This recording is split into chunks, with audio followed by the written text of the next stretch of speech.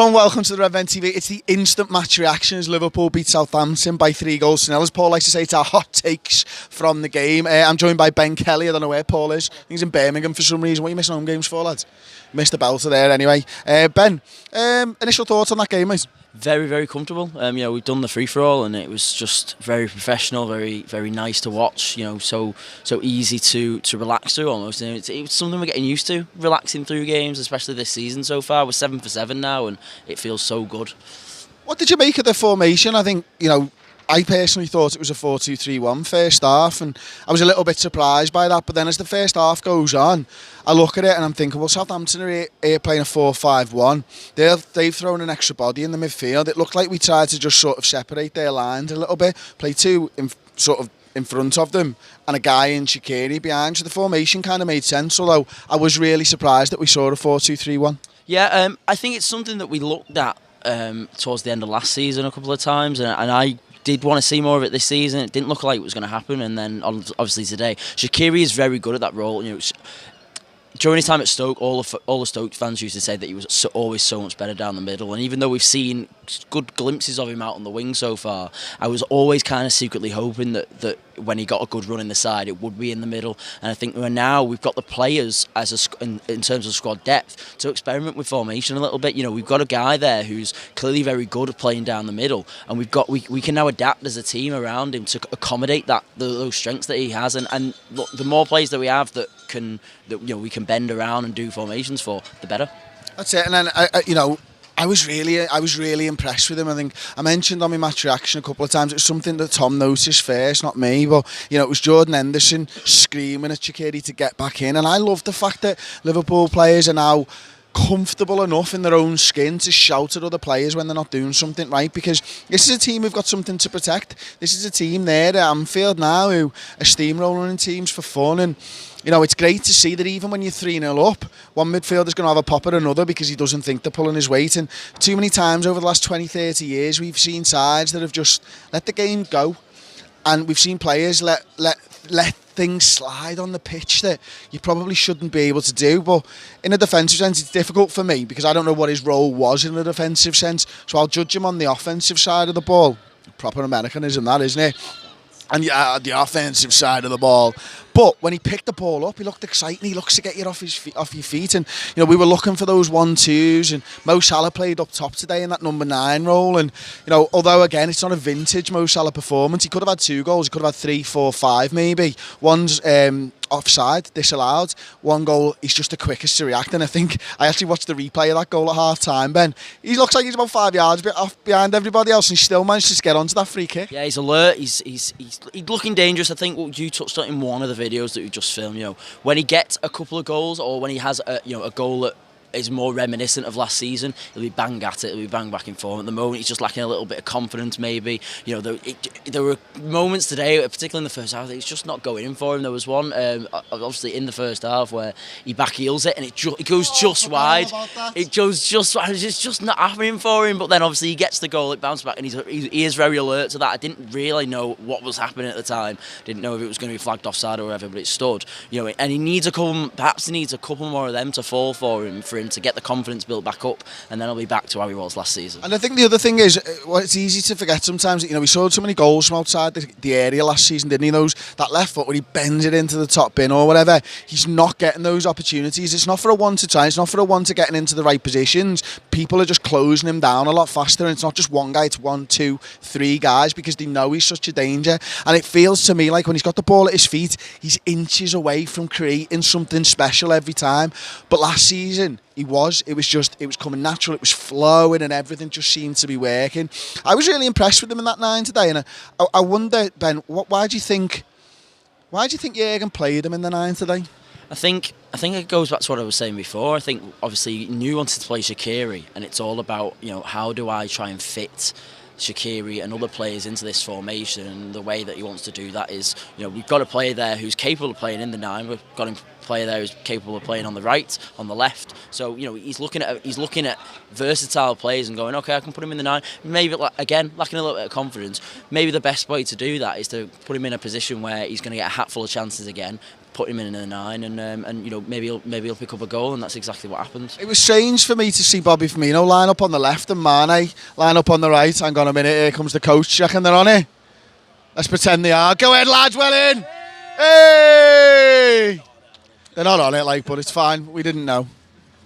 It's better than throwing something at the coach, which has happened before, to be fair. Like, so yeah, Bobby Firmino lined up on that left-hand side, didn't he? And I thought it was a little bit strange. You know, it's not something that we've seen there, but it didn't make any odds. He looked comfortable on the ball again. He always seems to look comfortable. Mane, I was a little surprised to see line up on the right-hand side. How do you think it affected Mane's game today? I thought Mane was still very positive. There seemed to be a little bit more on his side of, you know, passing. I felt like he was better with his pass selection this week. I don't know whether anybody else agrees with that. He was perhaps a little bit quieter than in recent weeks, but you know, it was one of those games really, you know, none of the front three were particularly on fire, and I think you didn't have to be again. Exactly, and that is the point. We're getting 3-0 wins there. You know, there was an article in the Echo over the summer that was criticising the fact that, you know, it was implying basically that we were relying a lot on the front three.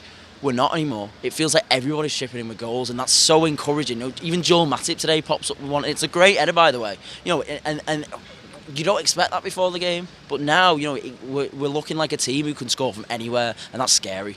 That's our 4th goal by my count from a corner this season so far. I think Daniel Sturridge gets one against West Ham, doesn't he? Bobby Firmino gets one against Leicester. We get one from Wijnaldum from Tottenham, and then this one with Virgil van Dijk. Something's changed there. This isn't the normal Liverpool side. Yeah, sorry, what did I say? Van Dijk, sorry. Yeah, you know what I mean. Apologies, but thank you. And then Matip pops up with the 4th, and you know, we're only a few games into the season. Last season, I barely remember us scoring from corners, and it feels like this is something that Liverpool are using to their advantage, because we don't have to play out of our skin. We don't have to create these like Arsenal-esque type goals to score anymore. We can just dominate. You know, the first goal comes from a corner. Shaqiri cuts inside after great work by Mane, you know, to then feed that ball in. Shaqiri, 2 deflections, and it's off Hoyton into the goal. And then the second goal comes from a corner. That's brilliant for Liverpool. It's what we've needed for since Scale scored 7 in 13-14. And I wonder if it's whether having the presence of that Virgil van Dijk in the box, you know, because not only is he there, you know, when defending a corner, and he's there to get something away, but you know, if you've got somebody who's fucking massive in the middle of your penalty area, everybody's going, Virgil, who's got Virgil? Everybody, just can we make sure somebody's got Virgil, please? And before you know it, Firmino's got space, and you know, and today it's Matip who's got space, and you know, and it just creates confusion and like a hecticness in the box when defending a corner, and you know, that's exactly the type of thing that we brought Virgil van Dijk in for. Not only for his presence at the back, but you know, he creates a demeanour in the box. You know, he's a scary bloke. He's a scary bloke to look at. He is for anybody that's not a Liverpool player. And you know, again, we saw Liverpool with those in-swinging corners,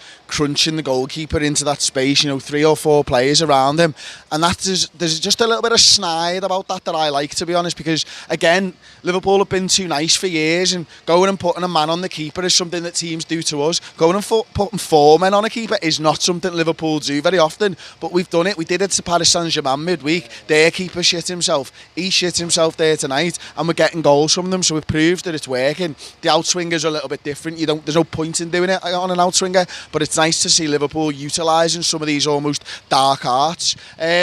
What did you make of the midfield 3 then? I think, you know, we've talked a little bit about Shaqiri, Henderson and Wijnaldum. How did you think those 2 fit into the game? I thought both of them were very good. I thought Henderson was really good, actually. I don't think he's been talked about enough so far in the match reaction stuff. I thought, you know, again, it's just that he never gives away the ball for me. You know, maybe once or twice, but today, you know, he's playing ambitious passes more often than not, and more often than not, he's making them. You know, there's a moment today in the first half where, not in terms of passing, but he knocks it round a defender, and you can see the engine that he's got on him, because he goes and gets the ball at the touchline and wins a corner off it, and you know, he gets a massive round of applause. And Henderson comes under so much criticism, and it's so unfair if you ask me. But today, I thought he was really good. Wijnaldum the same. You know, again, very busy. A lot hard, dirty work done. That you know, that's the particular sort of thing that Wijnaldum loves to do.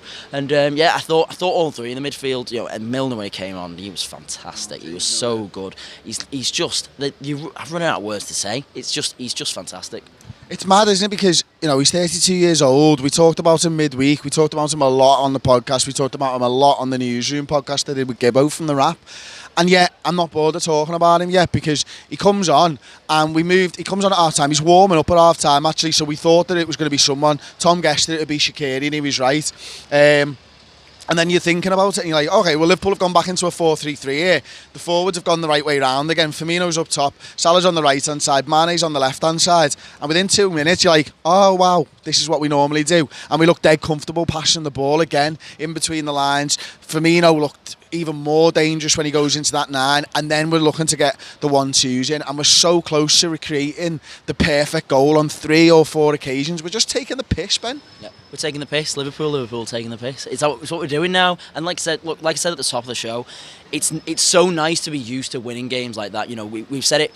It's been like that for Manchester City for a good few years now, where teams show up to places like City and Old Trafford in the past, and a 3-0 is a good result. To lose 3-0 because they've not come away, they've not been hammered. You know, and that's the status that we're getting this place to now. We're unbeaten at home for God knows how long, and teams are coming away. Southampton will come away today and they'll go, we didn't concede in the second half, buzzing. Yeah. We didn't concede. That's fantastic. We only lost 3-0, and that's the type of attitude that we want our opposition to be having. They come away from Anfield going, well, that could have been so much worse, and it could have been if we'd stepped out of first gear, but we didn't need to. And then Joe Gomez comes on again, and he's got a shout for best player on the pitch as well, hasn't he? I mean, it's just mad. I said it on my match reaction. When a young lad's playing at centre half, I always think move the experienced one over to that left hand side if they both are a position. Yeah, Klopp shows the trust to move Gomez over there, and Matip's the one playing on the right hand side. And I thought Matip had an okay game. He gets a goal. He had a good game apart from a couple of sloppy passes. But Joe Gomez comes on and he looks like Virgil van Dijk. That's how good he's playing at the moment.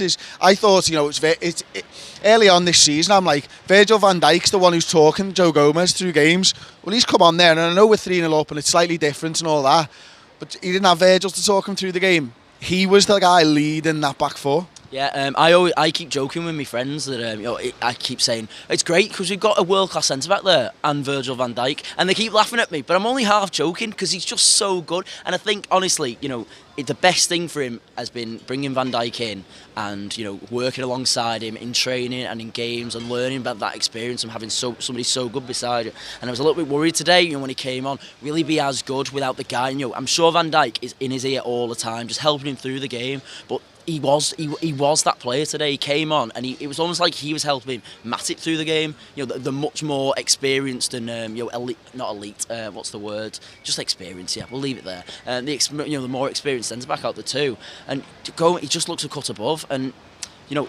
I hope that he goes on to stay here and be, one of the best centre backs that we've got. That partnership there is potentially going to go on and be the next 5-6 years. I'm sure he'll go on and have a great England career as well, and I really hope that he does there. As long as he doesn't get injured. And I've got such good feelings about our back five at the moment, not just the centre backs. We've picked up our two centre backs for 78.5 million. 78.5 million for our first two centre backs. We spent 8 million on Andy Robertson and we got 10 for free. You know what I mean? That's mental. Like, you're looking at about 85 million quid for our back four. Throw Alisson on, you're still under 150. Man City paid about 250 for there or something, didn't they? It's pretty impressive, really. They paid 200 million for just the fullbacks, and then they've got a goalkeeper behind. And look, don't get me wrong, Manchester City got a great defence, but it just proves that you don't have to spunk out the money every time. If you do your scouting properly and you've got a good manager who's willing to train them properly. Guardiola's a great coach, but Klopp clearly sees something. Exactly. Klopp's clearly seen something in players like Andy Robertson. He's gone, there's something I can get out of him. There's a gem there that I can polish off, and it's only cost me 8 million quid. Not enough credit goes to Jurgen for that sort of thing. It's absolutely brilliant. So there you go, that's been our instant match reaction for the game at Anfield. Liverpool back to the top of the table for how long? Let's hope until May. Thanks very much for watching. Don't forget to like the video, subscribe to Red Ben TV on YouTube, and we'll see you next time. Cheers.